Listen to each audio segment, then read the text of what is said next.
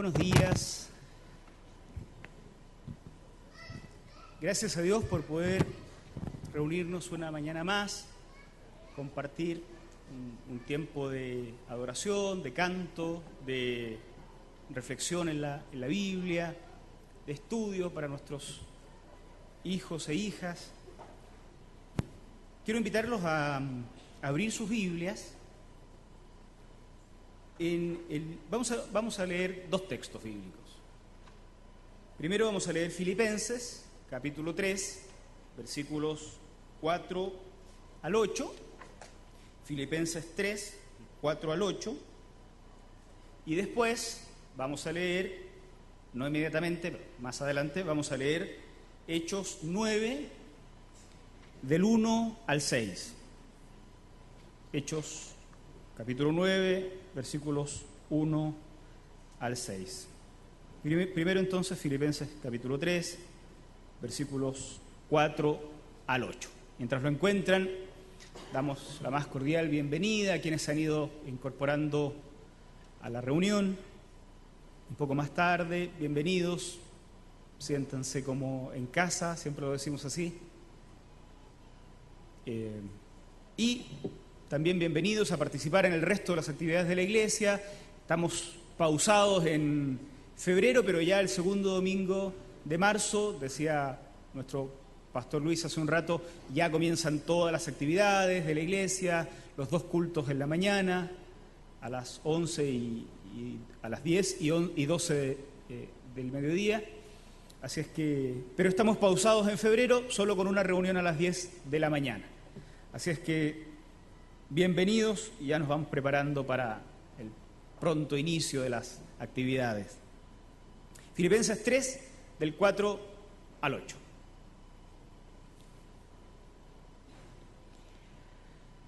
Aunque yo tengo también de qué confiar en la carne. Si alguno piensa que tiene de qué confiar en la carne, yo más. Este es el apóstol Pablo escribiendo, ¿no? Si alguno piensa que tiene de qué confiar en la carne, yo más.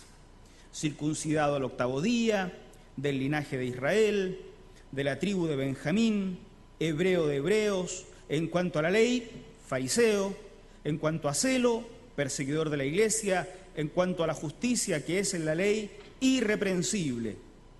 Pero cuantas cosas eran para mí ganancia, las he estimado como pérdida por amor de Cristo. Y ciertamente, aún estimo todas las cosas como pérdida por la excelencia del conocimiento de Cristo Jesús, mi Señor, por amor del cual lo he perdido todo y lo tengo por basura para ganar a Cristo. Ese es el apóstol Pablo hablando de su pasado. Tengo que partir contando una historia. Esto es una historia verídica. No sé si todos están familiarizados con el concepto, pero en el sur, como no teníamos equipos de fútbol muy famosos, entonces nos dedicamos a levantar a nuestros equipos de básquetbol. Y los de Osorno éramos campeones nacionales de básquetbol. Malta Morenita era el equipo que nos identificaba. Por supuesto, nadie más en el país sabía porque era un circuito bastante cerrado este del básquetbol. Pero bueno, en las escuelas entonces también se replicaba este modelo de deportes, y en el equipo de mi colegio, entonces, todos los equipos de básquetbol tienen un conductor, que es el que no siempre es el más alto, pero es el que le da los pases a todo el resto de los compañeros y finalmente se roba la película porque hace maravillas con la pelotita, ¿no? Bueno, fuimos a ver un partido de básquetbol y entonces el conductor de nuestro equipo, en un momento determinado, se dio unas vueltas porque estaban peleando una pelota, un balón, y se perdió. Y empezó a correr hacia el otro lado. Esas cosas tan extrañas que generalmente no pasan. Por alguna razón se mareó y empezó a correr hacia el otro lado y cruzó la línea del medio. Ustedes saben que cuando vuelves cancha, pierdes la tenencia del balón. No pasó nada grave, solo perdió la tenencia del balón porque se perdió, pero por meses nos reímos de nuestro compañero porque es el conductor que perdió el rumbo, ¿no? Por meses. ¿Y cómo será que han pasado años y yo sigo acordándome de esta historia que se me vino a la mente inmediatamente mientras preparaba o reflexionaba sobre este texto? Y de eso quisiera hablar, del conductor que perdió el rumbo. En la vida cristiana uno siempre vive al borde de equivocarse de camino, siempre, siempre. Vive al borde de perder el rumbo. Y la semana pasada ya estábamos hablando de esto, de la búsqueda de la voluntad del Señor, como un proceso que no es fácil, ¿se acuerdan? Decíamos que para leer la Biblia, más encima, se nos impone este temor de que a veces también podemos distorsionar el texto bíblico. Y decíamos también la semana pasada que no se trata de tirarnos textos bíblicos o de abrir la Biblia y leerla en cualquier parte, porque hay que interpretarla y uno siempre corre el riesgo de tergiversar la Sagrada Escritura y, como decía Pedro, el texto de Pedro, tergiversarla para nuestra propia perdición. Pero entonces uno tiene que partir de la base de que siempre está en riesgo de perder el rumbo, de ser el conductor del equipo que pierde el rumbo. Y bueno, en el caso de mi compañero solamente fue la risa que nos causó a todos, porque no era habitual ver a alguien que se marea en la mitad del partido y corre para el otro lado y pierde la tenencia del balón para el equipo. Pero en el caso de la vida cristiana, perder el rumbo puede tener consecuencias mucho más terribles, por supuesto. Sobre todo me parece importante que pensemos en esto en febrero. Marzo comienzan actividades en nuestras vidas, en nuestros trabajos, en los colegios, en la universidad. Y necesitamos percibir hacia dónde nos está llevando el Señor. O sea, necesitamos no perder el rumbo, porque si corremos en dirección contraria puede costarnos caro, puede significar sufrimiento, puede significar dolor. Pero percibir la voluntad de Dios siempre significa vivir al borde, siempre vivir al borde. Uno siempre actúa percibiendo la voluntad de Dios, pero con temor y temblor. Por eso decíamos la semana pasada también que había que siempre recibir con humildad esta luz que el Señor puede darnos. Pablo, en cambio, tenía las cosas muy claras, según este texto. Muy claras. Él tenía muy claro lo que había sido su vida pasada. Es muy interesante, ¿no? Porque normalmente cuando uno cuenta un testimonio, lo que cuenta es toda la maldad que vivió en el pasado y todo lo malo que hizo en el pasado. El desastre que dejó en la vida pasada. Por eso los que crecimos en la iglesia a veces no tenemos testimonio, siempre es re complicado porque miras para atrás y dices, bueno, sí, yo iba a la escuela dominical, no tienes muchas cosas que contar. Y tú dices, bueno, tendré que inventarme alguna maldad para poder sobresalir y que te tomen en serio cuando cuentas un testimonio. A mí me pasaba eso. No es que era demasiado bueno, pero tampoco había sido demasiado malo, entonces no tenías mucho que contar.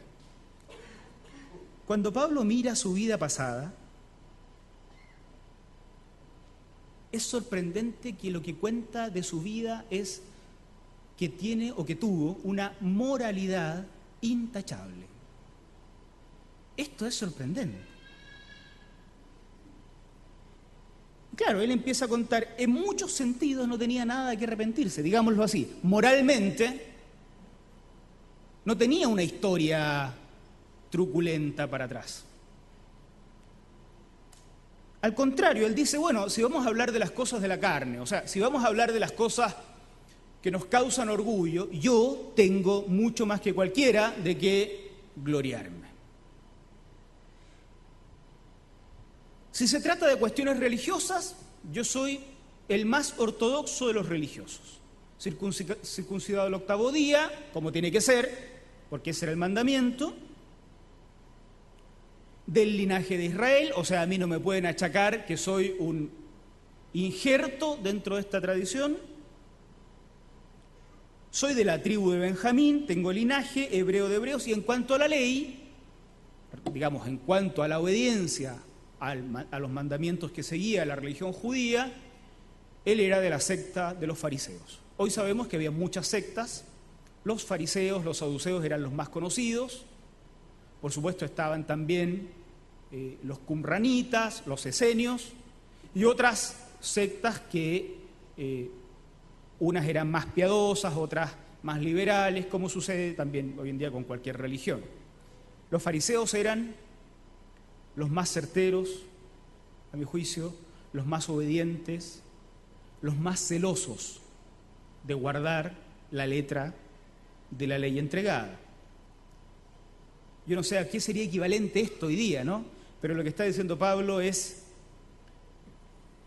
si alguien me pregunta o si alguien pone en duda de qué ala religiosa soy, déjenme decirle que soy, y sacaba pecho seguramente, de los fariseos.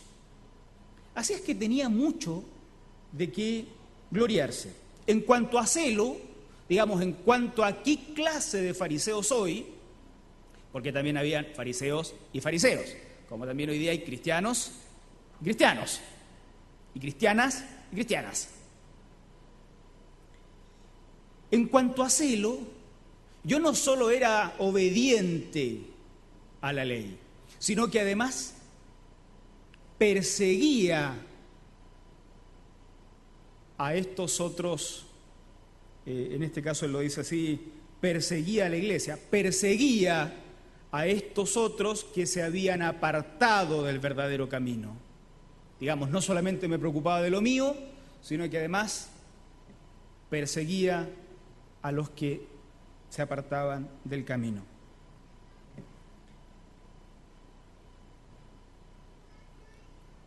Si alguien quiere mirar su pasado y jactarse de lo moralmente intachable que era, Pablo podía jactarse más todavía. Pero ha encontrado algo ahora que hace que todo lo que vivió en el pasado, toda esa conducta moralmente intachable, le parezca a él basura. Eso es fuerte. Eso a mí me parece muy, muy fuerte. Todo lo que vivió, todo el estatus que alcanzó previo a su encuentro con Jesús, todo el reconocimiento que tuvo de su propia religión y de su pueblo, todos los títulos que alcanzó, le parecen basura en comparación a algo nuevo que encontró en el camino. Nosotros sabemos, porque estamos mirándolos desde el futuro, ¿no?, que lo que le pasó es que en el camino se encontró con Jesús. Y ese encuentro con Jesús hizo que su moralidad ejemplar le pareciera basura. ¿Cómo nos gustaría tener las cosas así de claras a nosotros, no? No tendríamos que predicarnos más, ni unos ni otros.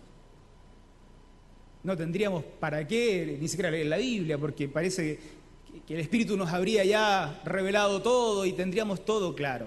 Y sin embargo, vivimos al borde de errar el camino y vivimos al borde de ser conductores que pierden el rumbo. Pero hay una historia antes de esta. Digámoslo así, Pablo no siempre tuvo las cosas así de claras. No siempre fue así. Claro, cuando está escribiendo la carta a los filipenses está contando su historia, ¿no? Está presentando un poco sus credenciales. Porque alguien, y esto era bastante común en la época, al apóstol Pablo, algunos, no lo consideraban un verdadero apóstol. Los que han estudiado más la Biblia recordarán que el apóstol Pablo no fue de los que caminó con Jesús, mientras Jesús estuvo en la tierra. Entonces no tenía una de las señales claves de los apóstoles, que era haber caminado con Jesús. Y por eso a Pablo no le creían que era un verdadero apóstol. Entonces él se esfuerza permanentemente en algunas de sus cartas, polemizando contra esos otros grupos cristianos también, que desestimaban su calidad de apóstol. Y por eso, bueno, este texto es parte de esas múltiples polémicas que Pablo sostiene en sus epístolas contra este descrédito en el que algunos lo quieren introducir. Y recuerda su pasado. Dice, a mí no tienen nada de qué acusarme, nada, nada. Si alguien me mira, antes de conocer a Cristo yo era intachable. Si lo que pasa no es que yo tenía una mala vida, lo que pasa es que al encontrarme con Cristo encontré algo mejor, que superó todo. Bueno, pero la historia no siempre fue así. Hay una historia previa que no se la cuenta a los filipenses y que en la Biblia se relata en otro libro. Ese detalle que dice Pablo, yo fui perseguidor de la iglesia, ese detalle no se relata en la carta a los filipenses. Se cuenta en otro libro que es el libro de los Hechos. Y quiero que la leamos. Hechos 9, del 1 al 6.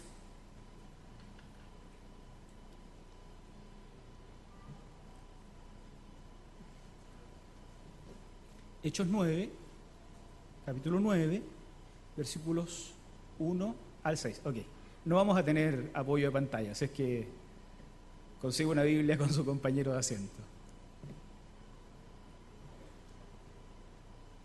Saulo, respirando aún amenazas y muerte contra los discípulos del Señor, Saulo es el mismo, ¿eh? Pablo se llamaba Saulo antes de su encuentro con Jesús. Jesús le cambia el nombre. Vino al sumo sacerdote y le pidió cartas para las sinagogas de Damasco, a fin de que si hallase algunos hombres o mujeres de este camino, los trajese presos a Jerusalén. Uno de los primeros nombres que tuvieron los cristianos fue los del camino. Así se les llamaba, los del camino.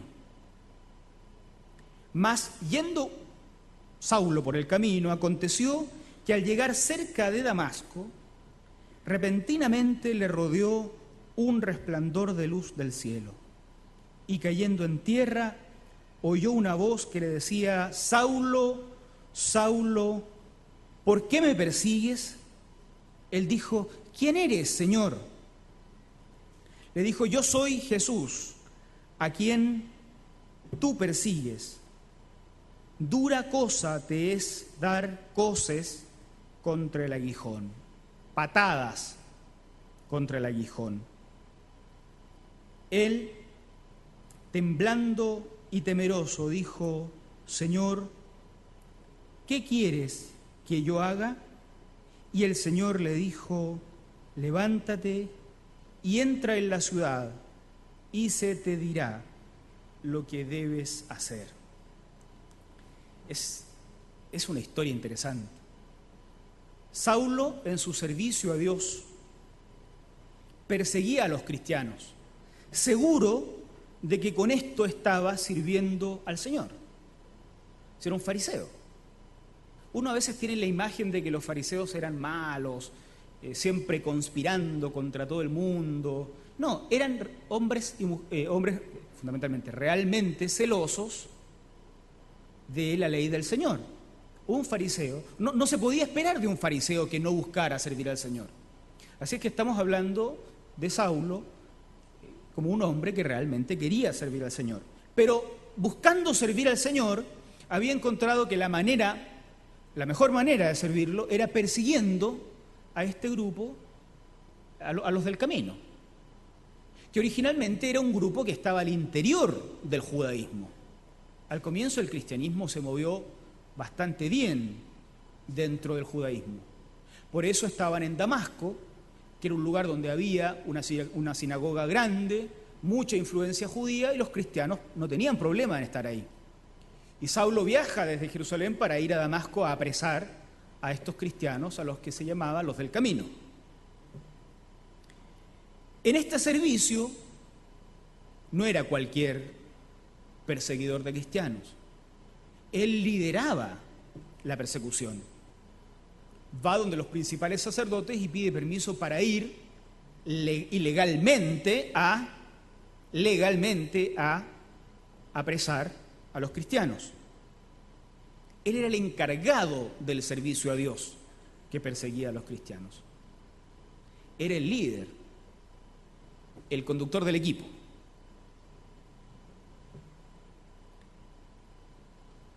Yo pensaba, el resultado de servir al Señor sin conocerlo profundamente, normalmente resulta en la persecución de otros cristianos, en la opresión.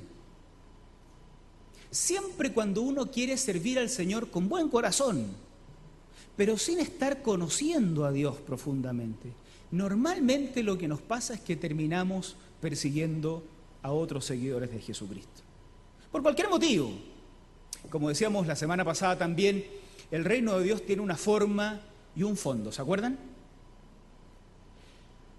Cuando uno no conoce a Jesús en profundidad y entonces dedica la vida a preocuparse de la forma del reino y no del fondo, entonces uno termina frecuentemente persiguiendo a otros hermanos, a otros cristianos, porque no se acomodan a la forma. El fondo no nos preocupa mucho, pero como no se acomodan a la forma del reino que nosotros hemos establecido, terminamos persiguiendo a otros. Y eso le pasaba a Saulo. Tenía el mejor corazón, era apasionado, fiel como ningún otro, consagrado a la tarea de servir al Señor, pero a este Señor al que estaba sirviendo no lo conocía lo suficiente. Y por eso su servicio a Dios redundaba en persecución a los hijos de Dios. Esto es tremendamente extraño, curioso. Yo no sé si a ustedes les pasa, pero cuando yo leo esto, normalmente me desarma. Porque ¿cuántas veces mi servicio honesto y de corazón a Dios significó la persecución a mis hermanos de la propia iglesia? ¿Cuántas veces mi servicio a Dios terminó esclavizando, oprimiendo, angustiando, ofendiendo a hermanos que también son hijos de Dios? Simplemente porque mi servicio a Dios se hacía desde una falta de conocimiento más profundo del Señor. ¿Y cuántas veces nos ha pasado que nuestro servicio al Señor nos ocasiona sufrimiento, dolor, en lugar de gozo, paz, convicción, seguridad? Me suena fuerte esto que le dice Jesús a Saulo en el camino. Como los caballos, que cuando eran puestos delante de la carreta había un elemento con los que los aguijoneaban, y los caballos daban coces contra el aguijón, pateaban este elemento de hierro. Jesús le dice eso a Saulo. ¿No te resulta extraño que ha sido duro? ¿No ha sido lo suficientemente duro dar coces contra el aguijón? No sé, los ejemplos son antiguos, tal vez podríamos actualizarlos y decir, ¿no te duele darle puñetes a las paredes? ¿No te sangran los nudillos de tanto golpear las murallas de cemento? Vas una y otra vez contra y no te das cuenta que el camino era para el otro lado. Estás sirviendo a un Dios que no conoces, en el camino apresas a los que realmente lo conocen. ¿No ha sido duro dar puñetazos contra el muro de cemento para nosotros, hermanos? Bueno, esa fue la experiencia de Saulo. Y esa es la experiencia nuestra, cuando servimos a Dios sin conocer más profundamente a nuestro Señor. Saulo fue derribado del caballo, dice el resto de la historia. Fue derribado del caballo cuando vio esa gran luz y desde el fondo, bien abajo, escucha la voz del Señor y recibe la instrucción de ir de entrar a la ciudad donde iba y esperar instrucciones.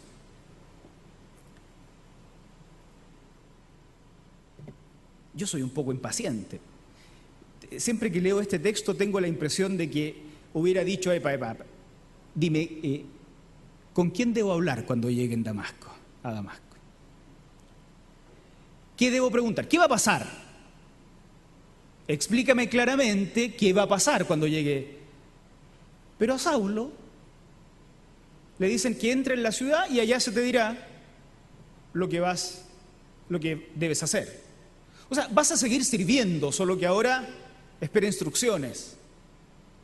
Así es que tiene que dirigirse el apóstol o el futuro apóstol, tiene que dirigirse a Damasco sin saber de qué se trata el nuevo proyecto que está abrazando, sin tener mucha claridad de cuál va a ser la voluntad de Dios que se le va a revelar, con una cosa clara, y solo una cosa clara. Lo anterior, todo su servicio anterior, era basura comparado con lo que le acaba de acontecer. Y ahora no tiene claro lo que viene, solo tiene claro que Dios le dijo que vaya a la ciudad de Damasco.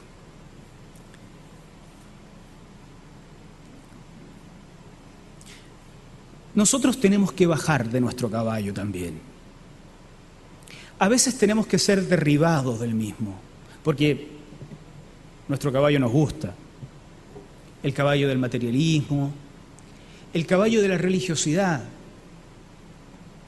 el caballo de las cosas como están, el caballo de la tradición. Es cómodo, porque ya sabemos cómo funciona, porque es un caballo dócil, es un caballo que va donde nosotros le decimos que vaya. Pero la única forma de escuchar a Dios es bajarse del caballo, pues. En la experiencia de Saulo, él fue derribado del caballo y desde el fondo escucha hablar a Dios. Y eso, ¿cuántas veces nos pasa a nosotros también? Que solamente un porrazo grande, perdónenme la expresión porrazo, se entiende, ¿no? Solamente un porrazo grande nos despierta lo suficiente para oír a Dios. Esto es lo que predicaba nuestro diácono, el hermano Luis Bone, hace unas semanas atrás. El sufrimiento como ocasión, ¿te acuerdas, Luis? Ocasión de oír a Dios. Era uno de los puntos. Claro, a veces necesitamos el porrazo. Saulo lo necesitaba, ¿no?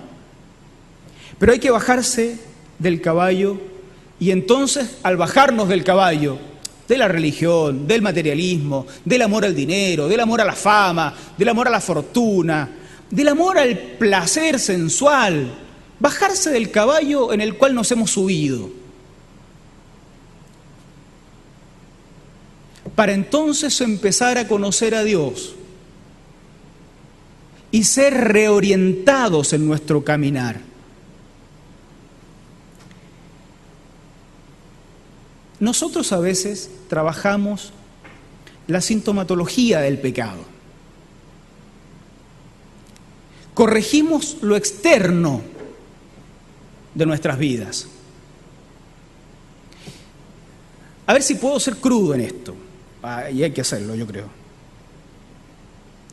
A veces conseguimos ser personas que no fornican, que no se gastan el dinero en cosas banales, que son ordenados, que son religiosos como ningún otro. Personas que se vistan y se peinan como nos dijeron que se vestían y peinaban los cristianos. Que cantan como cantan los cristianos, supuestamente. Que predican como predicamos los cristianos, supuestamente. Fíjense ustedes lo curioso, ¿no? Si llegamos a ser de este nivel de moralidad, solo alcanzamos a ser como Saulo, antes de su encuentro en Damasco. A lo mucho a lo que podemos aspirar, trabajando ese aspecto de la vida, es hacer como Saulo antes de su encuentro con Jesús. Moralmente intachable. Pero la fe cristiana no se trata solo de moralidades. Si el tema de fondo es bajarse del caballo y encontrarse con Jesús. Y ahí se nos dirá, ve a Damasco, sin más explicación, ve a Santiago, ve a la universidad, entra al mundo de la política, cásate, qué sé yo, o no te cases todavía, no sé, pero esas cosas se oyen desde debajo del caballo, no arriba, desde debajo del caballo. Bueno, se nos viene un año hermoso, lleno de posibilidades de servir al Señor. Se nos viene un año con tremendos desafíos. Se nos viene un año donde otros, como decía la hermana Ruth acá, necesitan oír el mensaje del Evangelio y donde otros necesitan ser abrazados con el mensaje del Evangelio, donde otros necesitan ser consolados, donde otros necesitan ser corregidos, donde necesitamos crecer. Se nos viene un año precioso, estoy seguro, precioso, porque aún las dificultades van a ser momentos para encuentros más profundos con el Señor. Pero ojo con esto, que podemos ser personas que han perdido el rumbo en este intento de servir al Señor. Y de lo que se trata para iniciar el año es de conocer más profundamente a Jesús. De conocer más profundamente a Jesús. Porque servir a Jesús sin conocerlo más profundamente, sin encontrarnos con Él más profundamente, en experiencias como la de Saulo debajo del caballo, lo que sucede es que terminamos oprimiendo, persiguiendo a otras personas que lo único que quieren es también servir al Señor, aunque no lo hacen como nosotros querríamos que lo hicieran. Va a ser un año de dar cosas contra el aguijón, si es que no nos bajamos de nuestros caballos, cualquiera sea, y escuchamos al Señor que nos hable. Tengamos tiempos de comunión con el Señor en oración. Tengamos tiempos de reflexión al escuchar estos sermones del domingo. Tengamos momentos de reflexión en el Señor también al escuchar las canciones, al participar del canto, al participar de nuestras conversaciones. Conozcamos al Señor profundamente y no supongamos que las vidas morales que hemos llevado hasta ahora nos aseguran no haber perdido el rumbo. Porque Saulo era muchas veces mejor que nosotros tal vez, pero iba en la dirección contraria y tuvo que ser derribado del caballo para conocer recién a Jesús. Y entonces toda su vida moral y religiosa se convirtió en basura en comparación con este encuentro profundo con Jesús. Encontrémonos con el Señor diariamente. Encontrémonos con el Señor profundamente. Dios quiere que si estamos sobre el caballo, nos bajemos voluntariamente hoy. O que el porrazo no sea tan duro, si es que lo que nos tiene que bajar sea el Señor. Pero quienes están hoy debajo del caballo, escuchen la voz del Señor reorientando su camino. Y vayan donde el Señor les dice que vayan. Que el Señor nos dé una semana hermosa, llena de bendiciones, sensibles a su palabra. Que el Señor nos bendiga muchísimo. Vamos a terminar nuestra reunión con una oración. Los invito a ponerse de pie. Y vamos a ir a casa después de esta oración, transmitiendo, discutiendo. Nadie tiene por qué estar de acuerdo con todo. Acá somos todos hermanos y el Espíritu Santo tiene que hablarnos de formas distintas. Tratando de que estas palabras dichas acá, estas reflexiones, estas canciones, estos avisos, todo lo que hemos hablado acá, sea socializado con el resto de los hermanos que hoy no han podido venir. Puedan ser compartidos, discutidos, digeridos y aplicados. Oremos al Señor y luego nos vamos con bendición a casa. Señor, muchas gracias por este día, gracias por cada espacio que pudimos tener, gracias por cada himno, cada canción, por la reflexión en la Biblia. Gracias también, Señor, por la escuela dominical, por la enseñanza que se da a nuestros hijos y a nuestras hijas. Señor, que la iglesia, que como iglesia podamos cada día conocerte más.